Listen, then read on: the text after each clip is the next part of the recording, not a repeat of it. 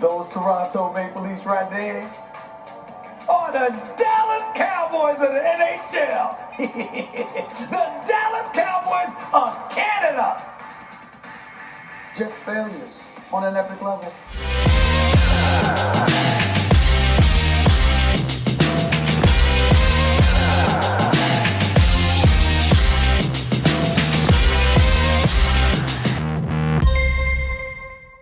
Welcome to Saved by the Buzzer with Dan and Bill. I'm not going to dive and be too enthusiastic with our opening segment. Bill, you usually make fun of me for that, but I'm not really into it right now. The Leafs, just like you saw in our opener, Stephen A. Smith, even though I absolutely despise him, he's right. Well, I think he's right. I don't know how you feel, but Toronto Maple Leafs lost another first round playoff. They are, for the last couple of days, have been a laughing joke and stock and memes all over the place. Bill, what happened with the Maple Leafs? Yada, yada, yada. He's Dan. I'm Bill. You guys know the spiel. Honestly, I'm not in it for let's just talk about our intros and stuff. Guys, I'm pissed. Dan, you know I'm pissed. You know me, dude. You know how fired up I get about this team ever since I was a little kid. You know that story of me slamming doors. You tell me that all the time, and your wife tells me that all the time. When they lose, I used to slam doors. And honestly, it took a toll on me. Buddy, where did we go wrong? I don't get it. I don't know. We lost in 7 games to the Habs, a crazy inferior team. They were the worst team in the playoffs, and I'm sitting there in my other podcast like it's going to be a cakewalk. What did I say? 5 games, and I said they could even sweep? Well, man, yeah. I just go... Yeah, you gave him an extra game. You gave him an extra game just to be nice, and look what happened. But it didn't end there, because now they're facing Winnipeg, and Montreal took a game in Winnipeg. So I don't know what's going on. I don't know. It just broke my heart. Speaking of that story, I have to say it now. Anytime the Leafs would lose a game, and this is years ago with Reimer and whoever was in net, Bill would just push the door open, storm out of the room, go up to his room, and everybody was like, what, how do we respond to that? And then he'd come back down and be like, sorry guys, good night, and then he'd leave again. Yeah, man, I don't know. Our whole I would say most of our bracket was busted, just like the title from last week. It is what it is. That's what we keep saying year after year. I think we started this year being very positive, very happy, not just with the Toronto Maple Leafs, but with the Raptors and with the Toronto Blue Jays. It was our first attempt at the podcast and everything like that. So we were so happy, and in the end, we ended up jinxing it for us and for most of the fans. I was cynical around the whole subject of the Maple Leafs for a long time. I think when we got Matthews and Marner, I started to get a little bit on the train of, okay, maybe they're not going to break my heart. But now year after year after year, these first round matchups, they hurt me, man. They hurt me every year. Doom and gloom, buddy. But honestly, like I said before we started this, man, I hate coming on here being positive because Dan, you know me, man, and I can be a harsh critic, but I can also see, rationale. But dude, if you really look at it, it's like Matthews and Marner, since their rookie year, they made the playoffs every single year. Guys don't even get a sniff of the playoffs. Let's talk about Jack Eichel. He hasn't even touched the playoffs, man. He doesn't know how that tastes. And how many years has he been in the league now? 5 or 6? Buddy, it's like up and down. It's like you can put the blame on Marner. He's taken a lot of heat.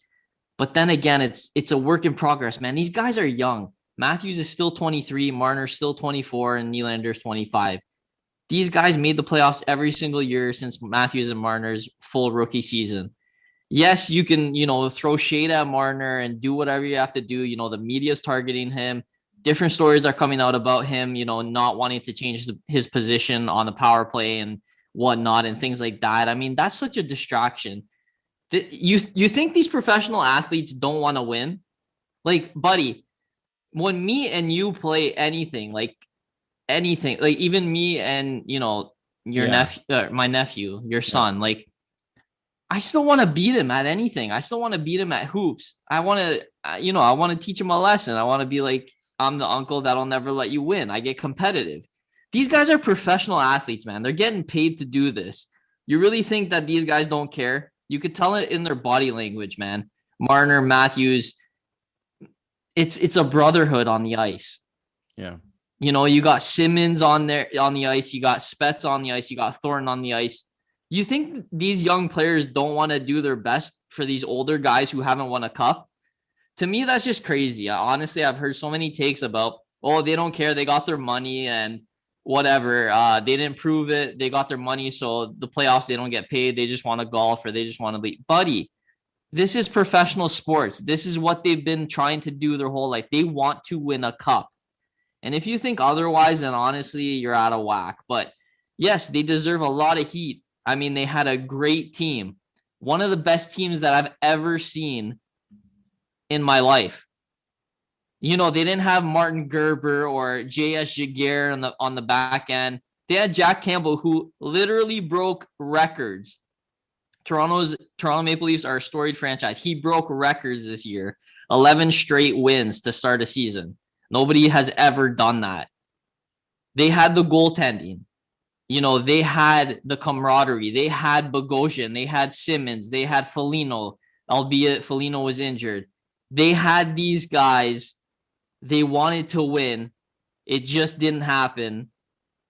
And you know what? I'm as disappointed as anyone. I follow this team like crazy. I watch all these different, shows and recaps and what have you. Guys on YouTube just going full out explaining this and that and what went wrong and all this stuff, analyzing completely, like just beating a dead horse. And it's like, buddy, these guys just lost. They didn't have it. It happened.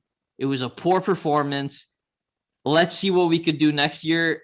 And guys calling for Marner and whoever, let's trade Marner and all this stuff. Buddy, when are you ever going to get a player like Marner again? Let's look to build the core around them. Let's learn to build. Let's build, the supporting cast, and we'll go from there. Don't try to trade somebody out. Don't try to ship someone out. These guys are young players, man.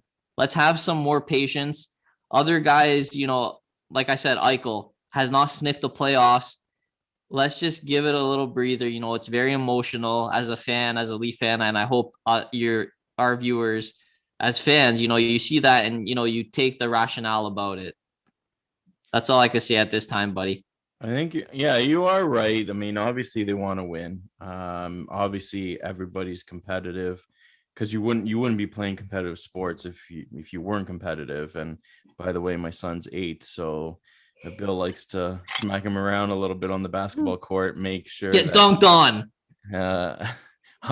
He wants to humble him, jabroni, like the Iron Sheik would say. I'm not saying they don't want to win or if I'm emotional and if I'm talking about the Leafs and I start to get emotional, I'm like, Marner sucks or whatever, just to say it. They are great players. They're superstars. It's just so disappointing year after year to get for us to say they're going to win it all. They didn't even, to me, just get out of that first round. I would have been happy with that and then lose in the second round. But just see so many constant first round eliminations and 8 games in a row they've lost when trying to clinch the win and make it to the next round. It's just so disheartening. And I don't know. I get that Carey Price, King Carey, hashtag King Carey, is helping Montreal. And I think that's probably the only thing that's really elevating Montreal. Um, I just they should have closed it out earlier, and they didn't have that chance. And then the longer that the series dragged, you could see it like inching away from the Leafs and the Leaf fans. But I don't know. I think that game I was probably more emotional and more fired up for game 6 than I was for 7. Once I started to see the game slip away within the last 10 minutes of the third, I was done. So I could probably see how those guys would especially being on the ice, how anytime they took a shot, anytime they had a one-timer or thought they would beat Carey Price and it wouldn't go in, imagine how we felt as fans, and then they're on the ice thinking, how the hell do we beat this guy? I don't know. I just Now I'm not even into the playoffs, but it's another story. What do you say with all the like Steve Simmons and Stephen A. Smith talking trash about the Maple Leafs? Stephen A. Smith like doesn't know anything about hockey, so he'll deliver a hot take when he thinks it's going to be a hit. So he'll say whatever he wants about hockey, but he has nothing. He doesn't know anything about it. So whatever. It is what it is with him. And I know we opened the podcast with him. But what about Steve Simmons? I mean, the guy has been a Toronto reporter for all his life or whatever. He's had numerous reports that are questionable, and I think the whole deal with Austin Matthews' COVID test and all that fiasco. What did he say the other day about the Leafs? Yeah, so I mean, if you guys are, Leafs fans listening to us, you guys must hear, the name Steve Simmons flying around. He's a media personnel. But yeah, Dan, honestly, guys like that, that's how they make their living. Steve Simmons, if you guys don't know the story, when COVID was in early on in the beginning, he actually leaked the story that Austin Matthews had contracted COVID. He was positive for COVID. And Matthews actually, he didn't want anyone to know, like, it's personal information, obviously. And him as a sports athlete, he didn't feel it was necessary that that information got, leaked out. But Steve Simmons, these guys they plant their seeds. They have their own sources. They have their own credibility. So Steve Simmons writes a report that, Austin Matthews has COVID. Anyways, later on when Steve Simmons is asking Matthew, when the season starts, Steve Simmons is asking, Matthews different questions and stuff like that in the media scrums. And Austin Matthews addresses it by saying, he didn't appreciate that Steve Simmons leaked that story out because it's personal. Anyways, Steve Simmons, that's how these guys make their bread. That's how these guys make their money. That's their personality, right? They want to be that guy. They want to be that guy in the media scrum that makes things awkward. I don't know what to say about these guys, man. And if you guys were listening to Brendan Shanahan's, locker room conference yesterday, they're cleaning out of their lockers. Brendan Shanahan was answering a question about, what to do next for the Toronto Maple Leafs. What's next in their plans for next season? And he was going on and on about, what they're going to do. They want to win with these core 4 guys, and they're going to build around them, and they're going to win, and whatever have you, right? And Steve Simmons goes and says, I'm not sure that another team has won the Stanley Cup after losing 5 straight first round playoff series. Interrupted Brendan Shanahan and said that. I mean, to me, that's kind of disrespectful, especially to team president when he's, trying to come out in front of, the media scrum and explain what had happened to the best of his ability and say, where we went wrong. And Steve Simmons just goes and interrupts him and, just throws like a dagger remark like that. Man, yeah. That's how Steve Simmons and Stephen A. Smith, that's how they do it. That's how they make their bread. It's those types of people that's just how they are in the media scrums, and they want to be known like that. That's how they make their money, and that's their personality. So be it. There's a lot of good other, media people in the game. And I just want to touch on Riley actually in his closeout conference yesterday. He was taking the time to thank the media, just to say like, thanks guys for, this season, they didn't allow any media personnel in the rooms because COVID. So they had everything over Zoom. So Morgan Riley was just saying that like he really appreciated everyone's professional, abilities and things like that.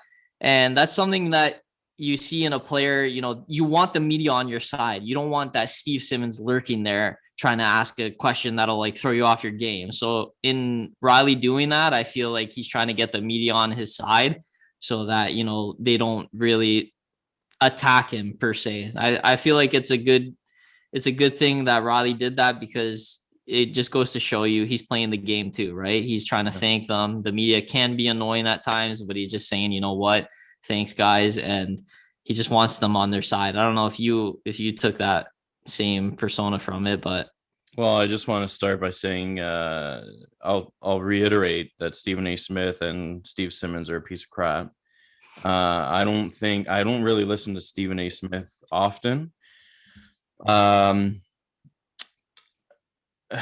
Steve Simmons, I feel like, I don't know, I think this whole persona, this whole change in recent years has come about because there's guys like Jonas Siegel and other guys that in the media that don't need to, that are credible and articulate and are liked within the organizations, within the athletes, or within the athletes of different sports. I feel like Steve Simmons is kind of doing this kind of heel change or whatever within the last few years to get relevant again, because there's so many other guys that I used to listen to Steve Simmons. I didn't think he was that bad back years ago, but just year after year, he started to become more cynical, or maybe just I'm not remembering correctly, but like all these other guys, all these other reporters are coming out, and I'm enjoying listening to them more, watching them more. So maybe this is just a gimmick thing for him to get, obviously he's getting old, so he's getting grouchy and annoying. But it could be just to get relevant again. And what a stupid thing to say. Like, no other team in the last 5 years has won with first round eliminations. Buddy, every year it's a different team. You're not having the same team on the ice. Like, what a stupid thing to interrupt the president of the Maple Leafs and say at the closeout of the after everybody's so heartbroken and everything. That is such a dumb thing to say, and it doesn't even make sense. It would make sense if the last 5 years it was the exact same team. Nobody aged a year. The league was the exact same year after year after year after year. Okay, I understand that, but it's not. Every year is different. Every year you could have a superstar team, injuries get in the way, whatever the case is. There's always XYZ factors. So why do you say something so completely idiotic is beyond me? So I had to bring it up. I wanted your take on that. That's my take on it as well. I hope we don't have to talk about that piece of crap again on this podcast, but we probably will eventually, because he's bound to say something stupid in the future again. With that said, I know we didn't want to drag this this podcast out too long. Let's talk a little bit, and let's keep it short, but where do the Leafs go from here? I know there's a lot of unrestricted free agents. We have the core group of talent that we want to keep. I'm going to start and say I want to see another year of Jason Spezza on the team.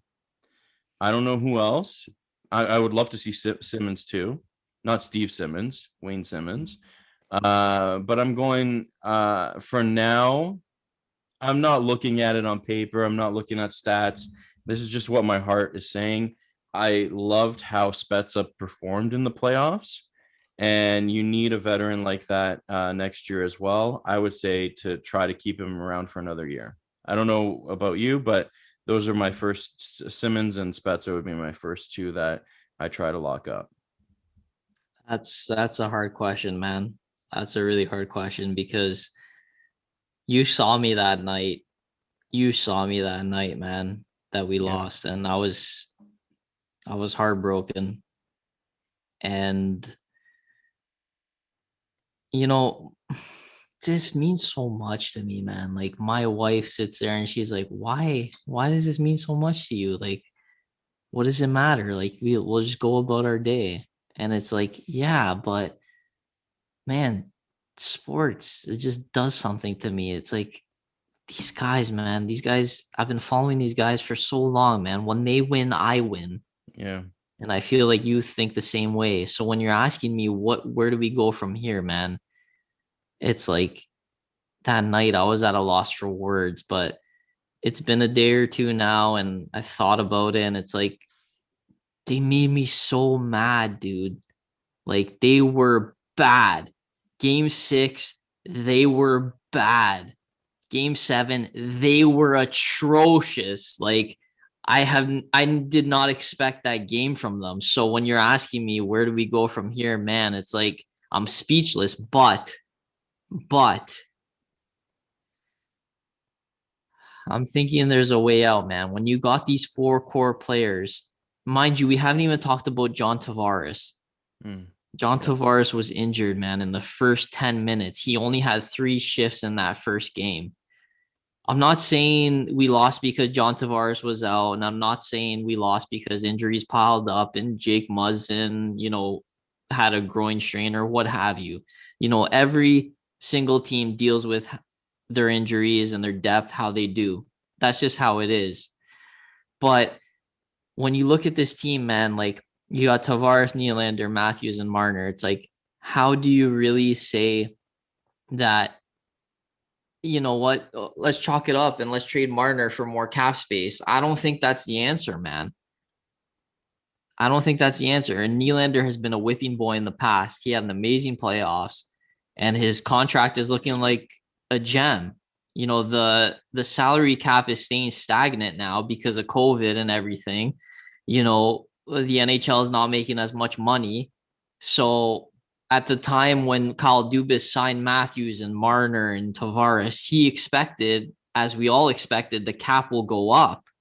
But now the cap's going to stay stagnant, and it's like we're in a tough spot. So I'm a big believer in sticking with these 4 guys, man. I was emotional, and me and you were trading, you were spitfiring like trade Marner and trade whatever, and Riley has a good contract. Let's see what we can get for him and all this stuff. But at the end of the day, man, like those top 4 players are going to take you to the end.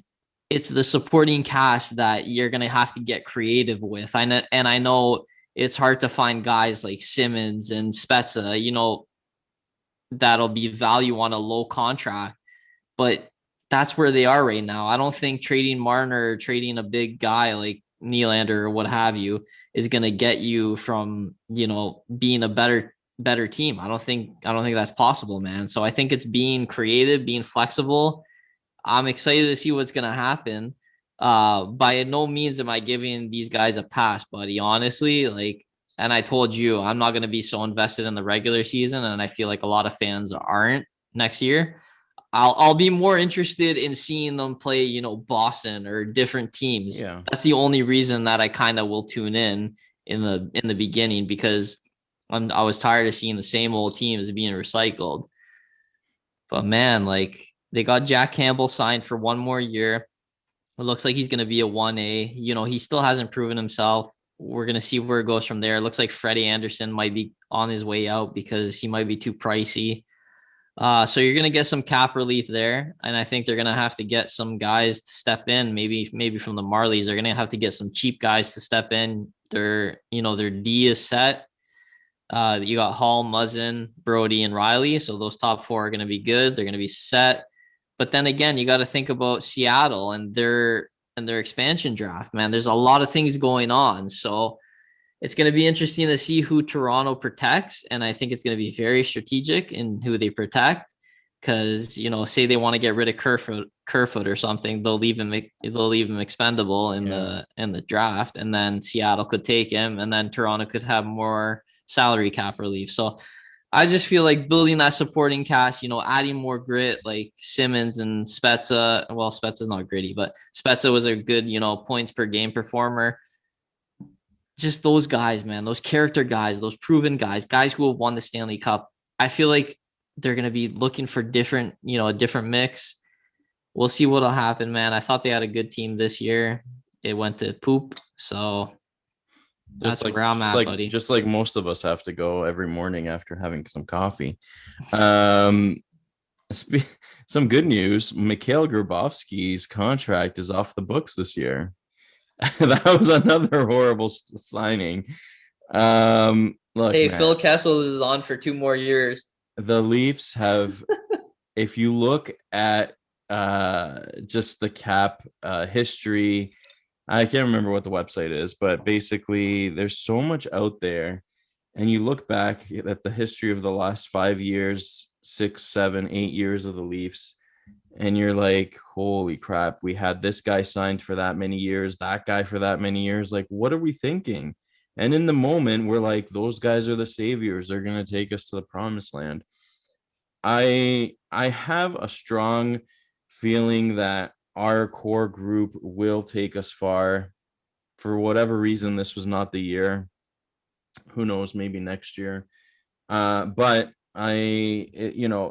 it turned that cynical dial in me a little bit. I'm not going to be investing as much during the regular season with the Toronto Maple Leafs as you mentioned. You're not as well.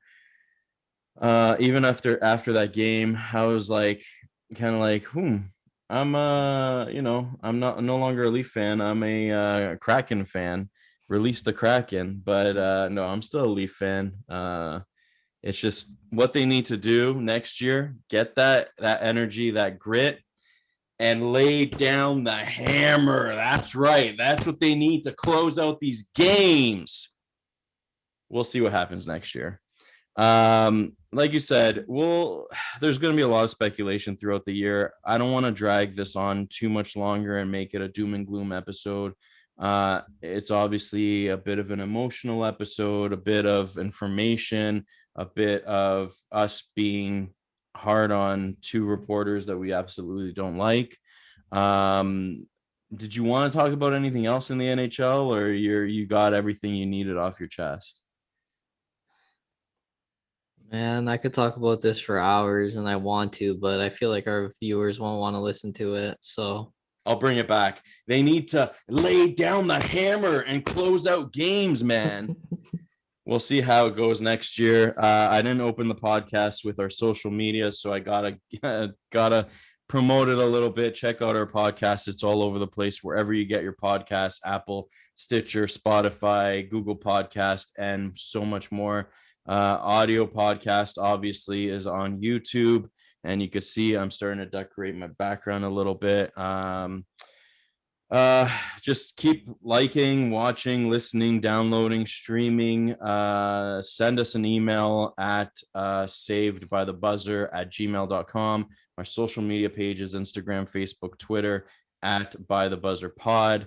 We're always looking for sponsorship opportunity as well, and just guests, topics, whatever. If you want to be a guest on the show, let us know that as well.